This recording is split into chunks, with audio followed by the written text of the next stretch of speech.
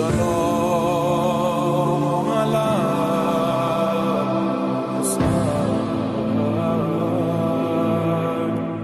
مدینہ سے مدینہ تک، حر کی سختی اور کاروان حسینی کا تعاقب۔ تاریخ اعظم کوفی کے ترجمے میں بیان ہے کہ جب حر کے لشکر سے امام حسین علیہ السلام کی ملاقات ہوئی تو امام علیہ السلام نے حر سے پوچھا کہ ہماری مدد نصرت کے لیے آئے ہو یا ہم سے جنگ کرنے کو آئے ہو؟ حر نے کہا، مجھے عبید اللہ ابن زیاد نے آپ سے جنگ کرنے کے لیے بھیجا ہے۔ حضرت نے جب جنگ کا سنا تو بے ساختہ کہا، لا حول ولا قوت الا باللہ العلی العظیم۔ جب نماز ظہر کا وقت ہوا تو حضرت نے حجاج بن مسروق سے اذان کا فرمایا۔ اذان ہوئی اور امام حسین علیہ السلام نے حر سے فرمایا کہ تم اپنے اصحاب کو نماز پڑھاؤ اور میں اپنے اصحاب کو، یا تم بھی میری اقتداء میں نماز پڑھو گے؟ حر نے کہا، ہم آپ ہی کی اقتداء کریں گے۔ حجاج نے اقامت کہی اور امام حسین علیہ السلام نے دونوں لشکروں کو نماز پڑھائی۔ جب نماز سے فارغ ہوئے تو اٹھے اور تلوار کو زمین پر پٹک کر اس کے تکیہ بنایا اور ایک خطبہ دیا۔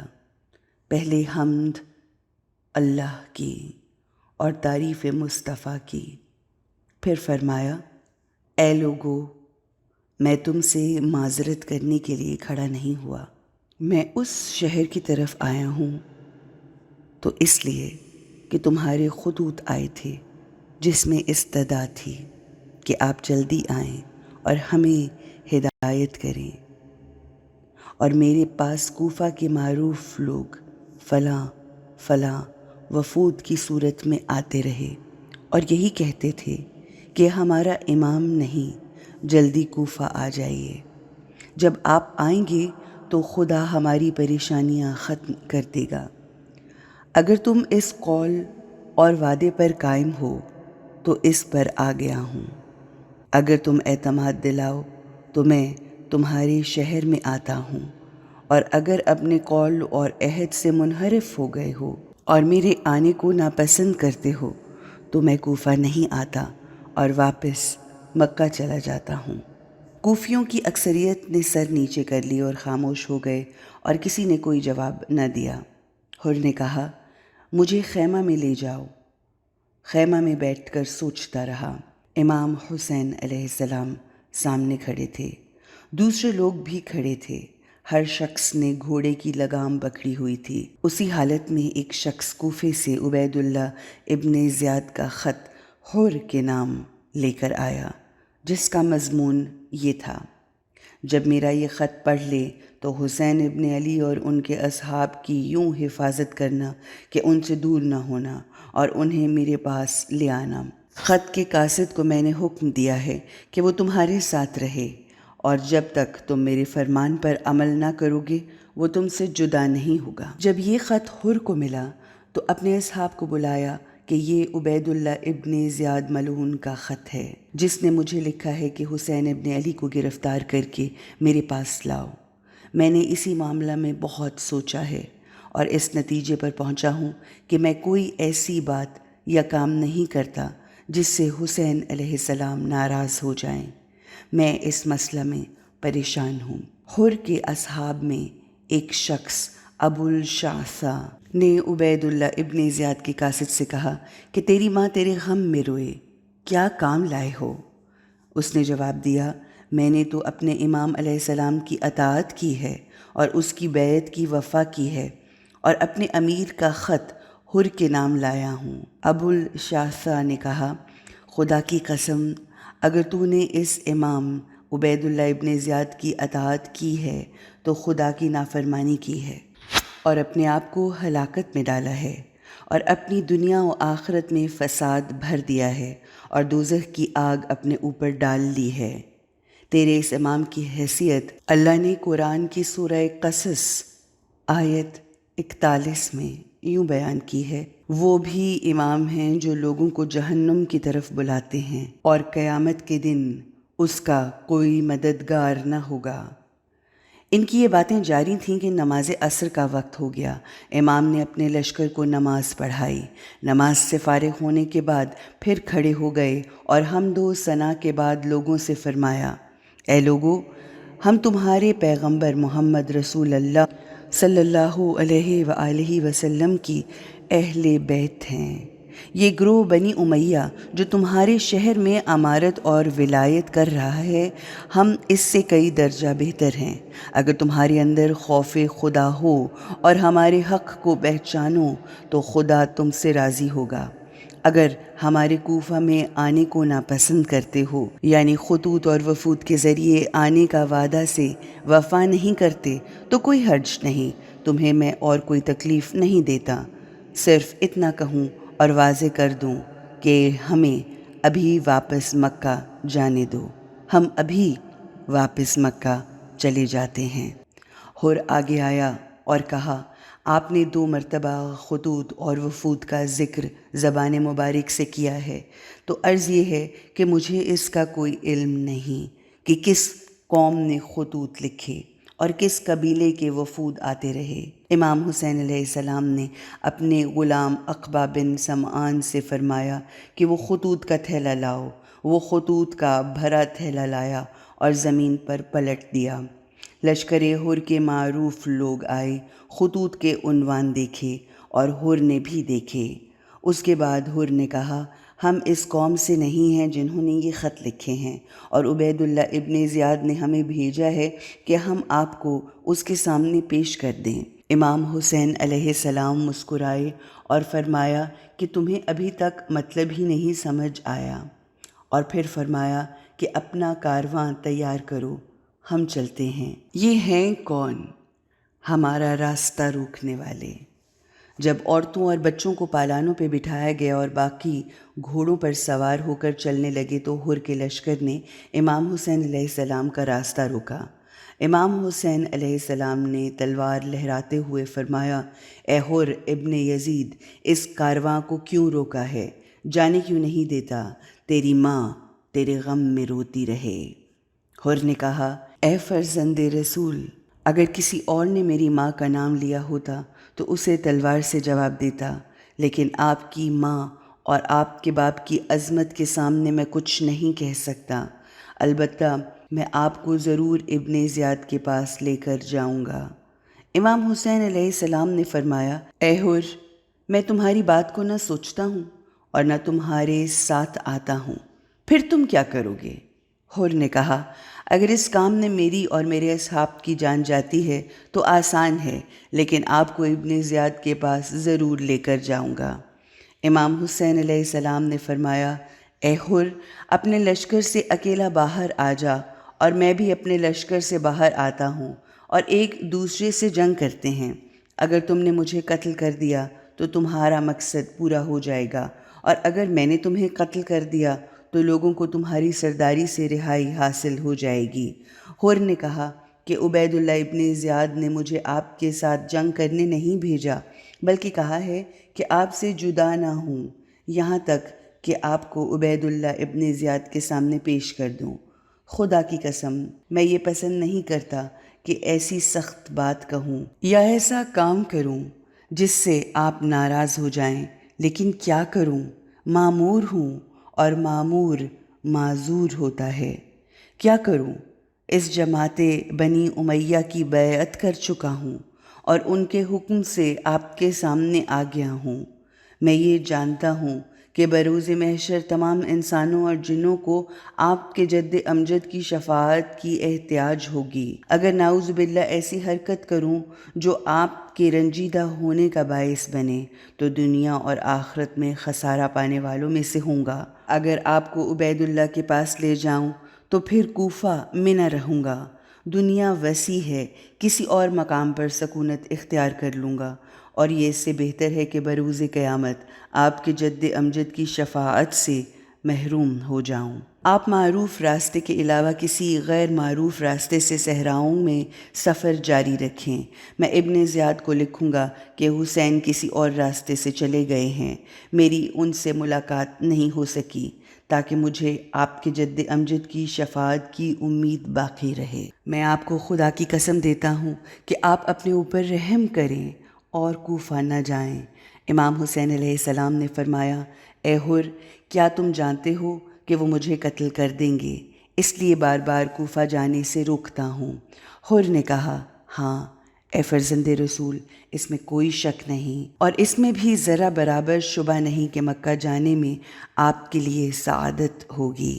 امام حسین علیہ السلام نے اپنے کاروان سے فرمایا کہ تم میں سے کوئی ایسا شخص ہے جو اس معروف شاہراہ جو کوفہ کو جاتی ہے اس کے علاوہ کوئی راستہ جانتا ہو؟ ترماہ بن عدی نے کہا، اے فرزند رسول، میں دوسرا راستہ جانتا ہوں۔ امام حسین علیہ السلام نے فرمایا، تم آگے آگے چلتے جاؤ اور ہماری رہبری کرو تاکہ ہم تمہارے بتائے ہوئے راستے پر چلتے رہیں۔ ترماہ آگے آگے روانہ ہوا۔ امام حسین علیہ السلام اور اہل بیت اور اصحاب ان کے پیچھے پیچھے چلتے رہے۔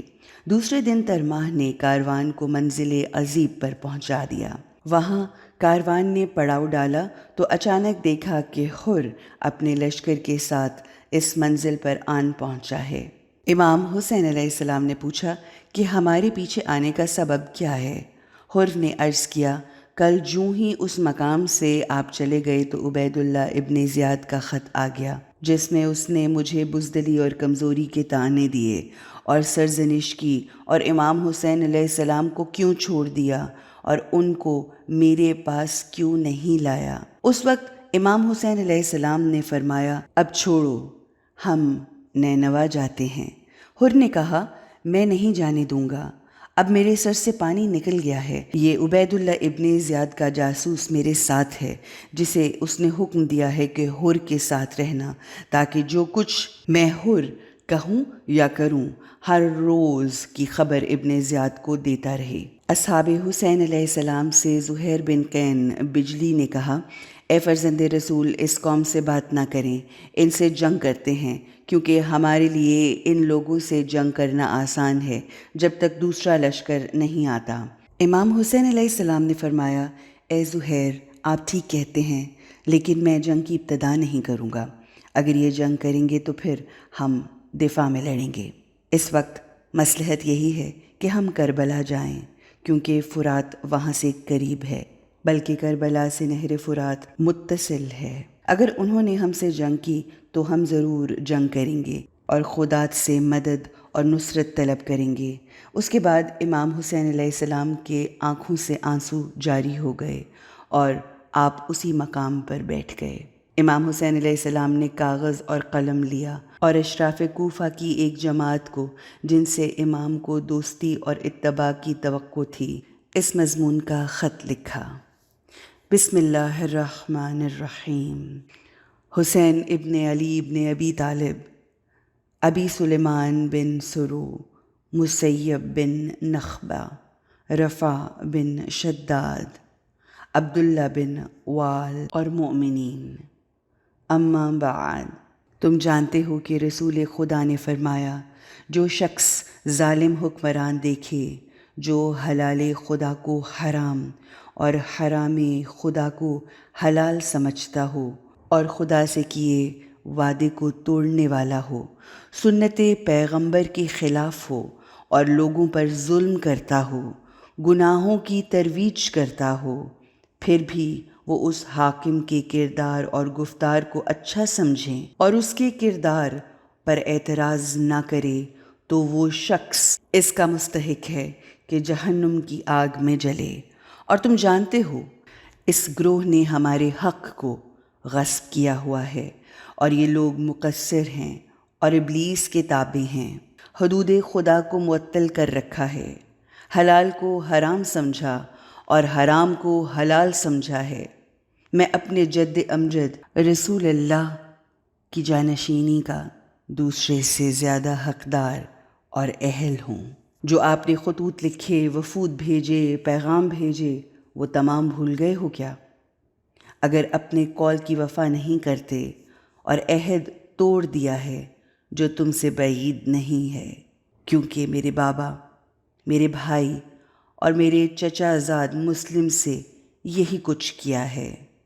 دھوکہ کھانے والا شخص وہی ہے جو تمہارے قول سے دھوکہ کھا جائے اور تمہاری بات پر اعتماد کرے۔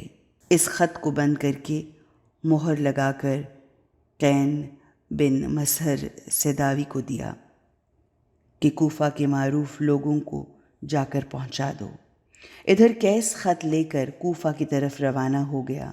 ادھر عبید اللہ ابن زیاد نے کوفہ کی طرف آنے والے تمام راستوں پر جاسوس مقرر کر رکھے تھے تاکہ امام حسین علیہ السلام کے کوفہ کی طرف سے آنے پر انہیں یا ان کے قاصدوں کو گرفتار کیا جا سکے۔ پس قیس جا رہا تھا کہ حسین بن نمیر کے ساتھیوں نے اسے گرفتار کر لیا۔ قیس حسین کے ڈر سے خط کو ٹکڑے ٹکڑے کر کے نگل گیا۔ قیس کو ابن زیاد کے دربار میں پیش کیا گیا تو اس سے تفتیش شروع ہوئی۔ ابن زیاد نے پوچھا، تم کون ہو؟ کہا، میں علی ابن ابی طالب کے شیعاؤں میں سے ہوں۔ ابن زیاد نے کہا، خط کو پھاڑ کر کھا کیوں گیا؟ قیس نے کہا، تاکہ تجھے خط کے مضمون کا پتہ نہ چل سکے اور نہ ان لوگوں کا علم ہو سکے جن کے نام وہ خط تھا۔ ابن زیاد نے کہا، یہ خط کس نے لکھا تھا؟ قیس نے کہا، امام حسین نے۔ ابن زیاد بولا، کن لوگوں کے نام خط لکھا تھا؟ قیس نے کہا، اہل کوفہ کی ایک جماعت کے نام جنہیں میں نہیں جانتا۔ ابن زیاد کو بہت غصہ آیا اور قسم کھائی کہ میں تجھے اس وقت تک نہ چھوڑوں گا جب تک یہ نہ بتائے کہ خط کن لوگوں کے نام تھا، ورنہ ممبر پر جا کر حضرت علی اور ان کی اولاد کو گالیاں دینا ہوں گی تجھے۔ ان دو کاموں میں سے ایک تو ضرور کرے گا ورنہ تجھے ٹکڑے ٹکڑے کر دوں گا۔ قیس نے کہا، میں اس جماعت کو نہیں جانتا جس کے نام خط لکھا گیا، البتہ لعن کرنا آسان ہے، میں ممبر پر جا کر گالیاں دینے کے لیے تیار ہوں۔ ابن زیاد نے حکم دیا، اسے جامع مسجد لے جاؤ تاکہ ممبروں پر لوگوں کے سامنے علی اور ان کی اولاد پر تبرہ کرے اور لوگ سنیں۔ قیس کو مسجد میں لایا گیا، لوگ جمع ہو گئے۔ جب مسجد بھر گئی تو قیس کو ممبر پر سوار کیا گیا۔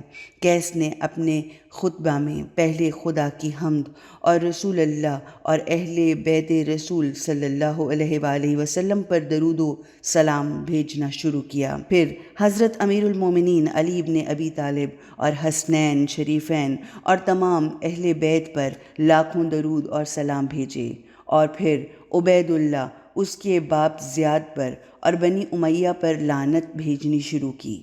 جب سیر ہو کر بنی امیہ پر لعنت کر لی تو لوگوں کو امام حسین علیہ السلام کا پیغام دیا کہ وہ کوفے کے قریب پہنچ چکے ہیں، مجھے انہوں نے تمہیں اطلاع دینے کے لیے بھیجا ہے۔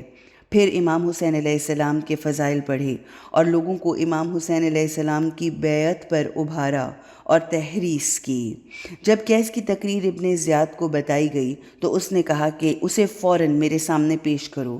قیس کے ہاتھ پاؤں باندھ کر اسے ابن زیاد کے سامنے پیش کیا گیا تو اس نے حکم دیا کہ اسے دارالامارہ کی چھت سے نیچے بازار میں گرا دو۔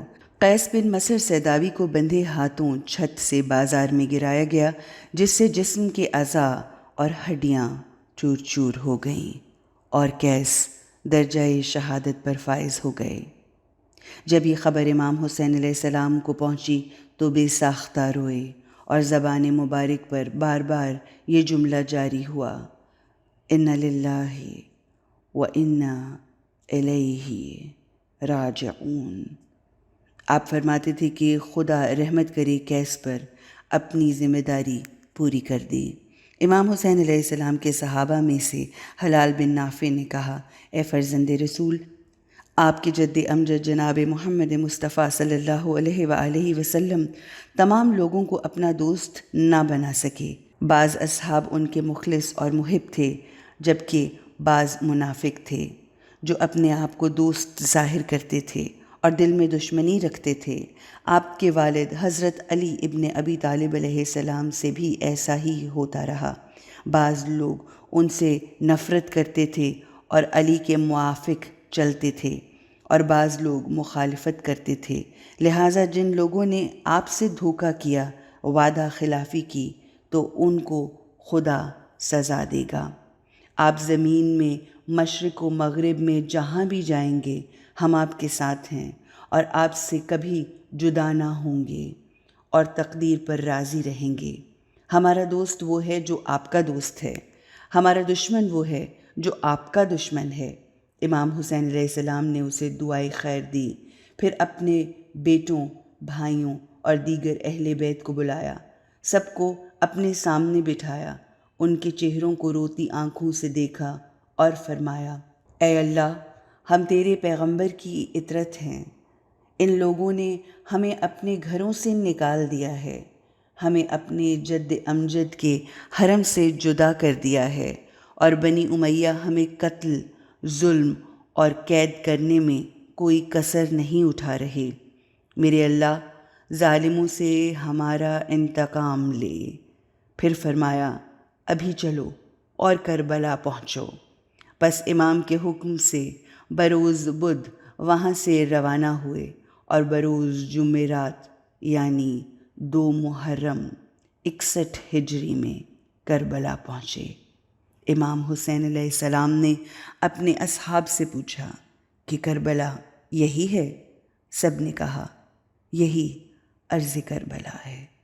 امام حسین علیہ السلام نے فرمایا، ہاں، یہ زمین کرب و بلا ہے، اس زمین میں کرب بھی ہے اور زمین بلا بھی ہے۔ یہی ہمارے جوانوں کے شہید ہونے، محملوں کو بٹھانے کی جگہ ہے، یہاں ہی ہمارے خون بہائے جائیں گے۔ پس فرات کے ایک کنارے پر سامان اتارا اور خیمے لگائے۔ بھائیوں اور چچا زادوں نے ہر ایک نے اپنا خیمہ لگایا۔ امام حسین علیہ السلام کا خیمہ درمیان میں تھا اور اصحاب کے خیمے ارد گرد تھے۔ جب خیموں میں سستانے لگے اور امام حسین علیہ السلام اپنی تلوار صاف کر رہے تھے تو ابو ذر غفاری کا غلام، جو اب امام حسین علیہ السلام کی خدمت میں تھا، اس نے امام حسین علیہ السلام کو بہت ہی دکھی اشعار پڑھتے ہوئے سنا۔ یہی دکھی اشعار جناب زینب اور کلثوم نے بھی سنے تو پوچھا، اے بھائی، یہ کس کے دکھی شعر ہیں؟ یعنی یہ کون پڑھ رہا ہے جسے اپنی شہادت کا یقین ہے؟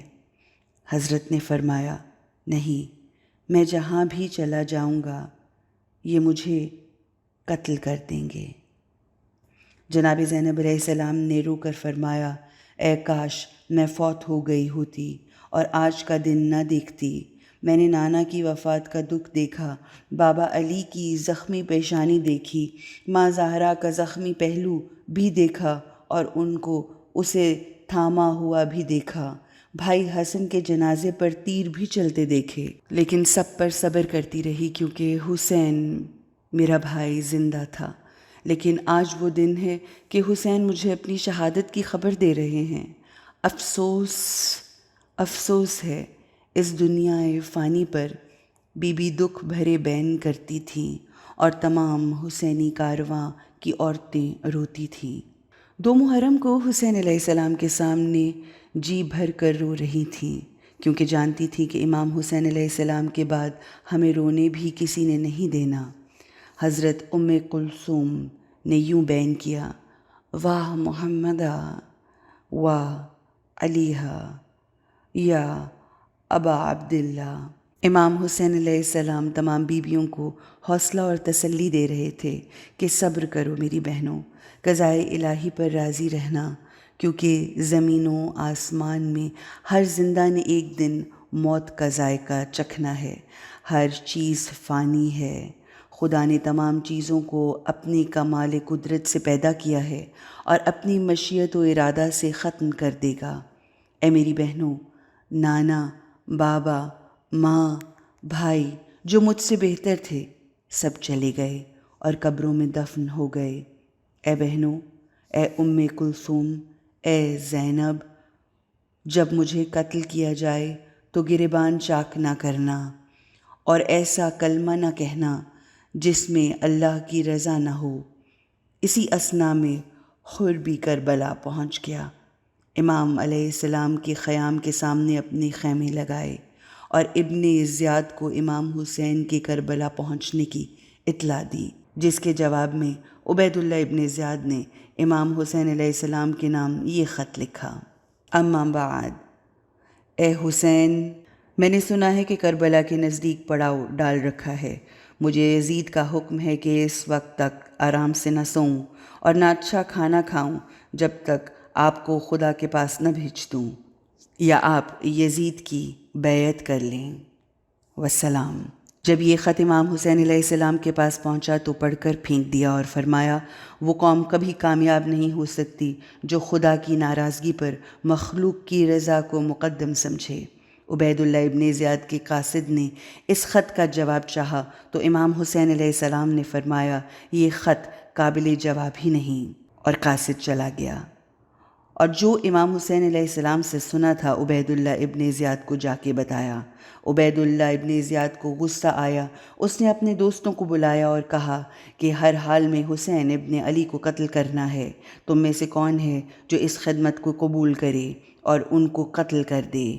اس کے بدلے میں جس شہر کی ولایت اور حکمرانی چاہے گا وہ میں دیتا ہوں اسے۔ کسی نے جواب نہ دیا تو اس نے عمر ابن سعد کو دیکھا کہ تجھے رے اور اس کے مضافات کی تمام جاگیر دوں گا، لہٰذا جلدی میرے پاس آ جاؤ۔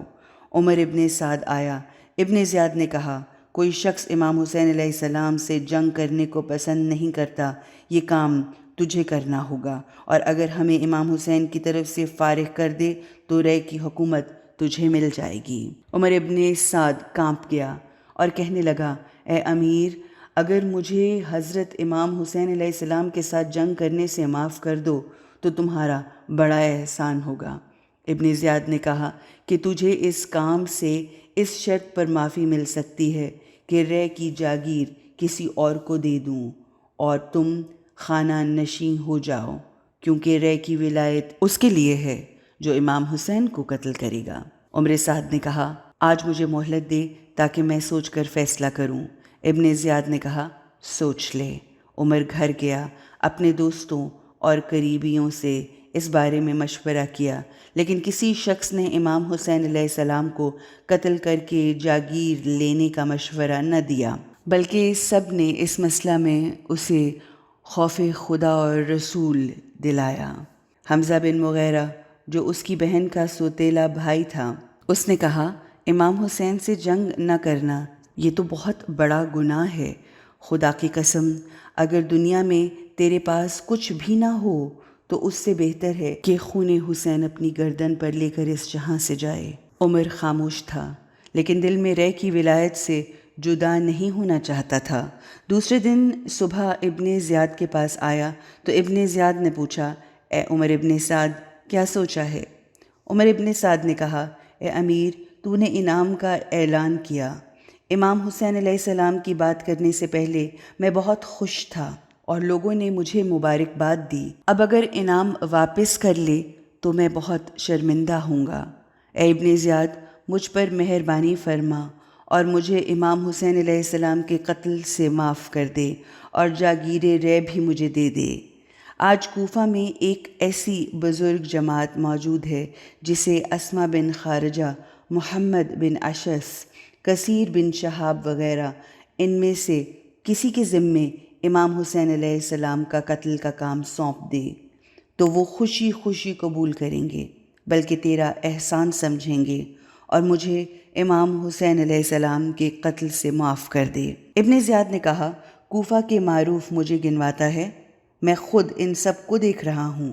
اگر میرا دل امام حسین سے فارغ کر دے تو میرا عزیز دوست ہوگا، ورنہ رے کی ولایت کو بھول جا اور گھر میں خاموشی سے بیٹھ جا تاکہ تجھے کہیں بھی مجبور کر کے نہ بھیجوں۔ عمر خاموش ہو گیا کیونکہ ابن زیاد کا غصہ زیادہ ہو چکا تھا۔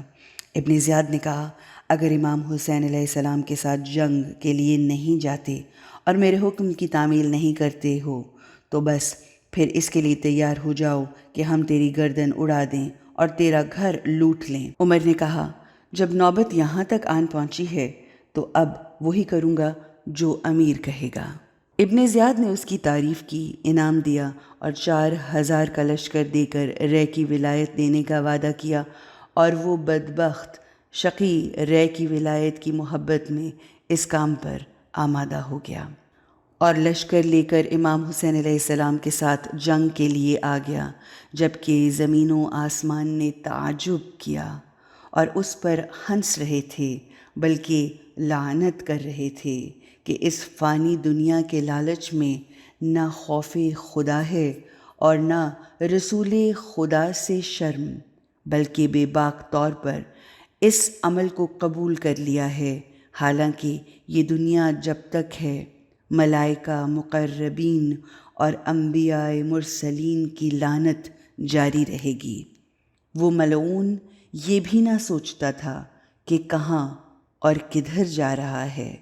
ابن زیاد نے کہا، حسین ابن علی اور اصحاب کو فرات سے دور کر کے ایک گھونٹ پانی نہیں دینا۔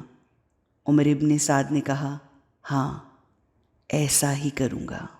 السلام